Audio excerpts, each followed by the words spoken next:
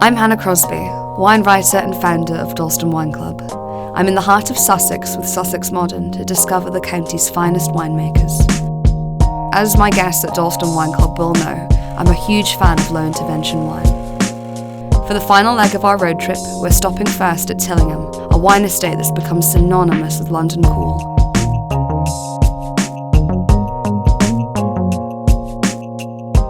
I'm meeting up with winemaker Seb to discuss exactly how wineries like Tillingham are leading the charge for sustainability. Let's talk about this. It is a fermentation vessel that people might be familiar with, but could you tell me a little bit more about it? Yes, of course. So this is what's called a qvevri. So it's essentially the same thing as an amphora, which might be a term that people have heard before. It's a clay vessel. It's called qvevri because it comes from Georgia.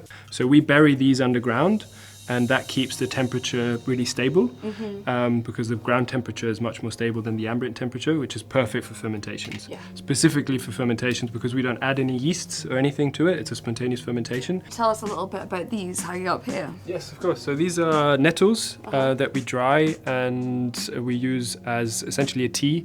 So we brew a tea and then we use that water, that tea, to then spray onto the vines. And essentially, we use lots of different things like this from different practices. If there's a disease on the vine, we want to spray a herbicide or something to kill the disease. We take a little bit of a different approach. We want to have a healthy vine with a healthy immune system, so to speak, to fight off the disease from the get-go. And this is where teas, stinging nettle is one of them, chamomile is another one, and using different types of composts and things like that to get the soil healthy.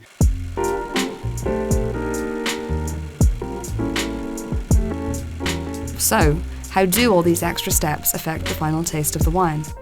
We crack open a bottle of orange wine to find out. So orange wine is basically white wine, how you make white wine, but with one crucial step added.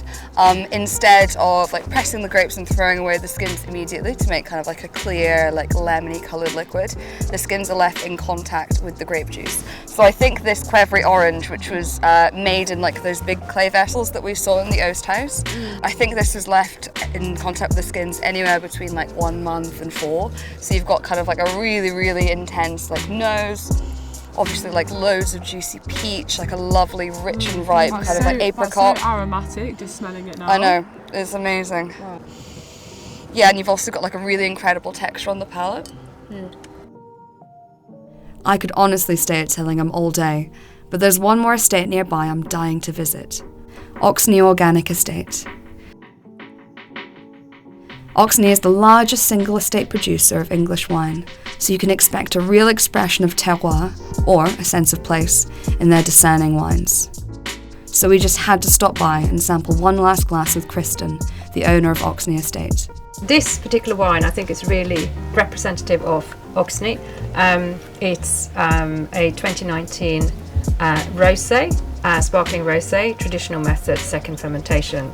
We visited some incredible wineries, met some amazing people, and sampled some truly astounding wines. It's pretty hard to say goodbye, but it's time to get back in the car and head back to London. I have a feeling we'll be back very, very soon.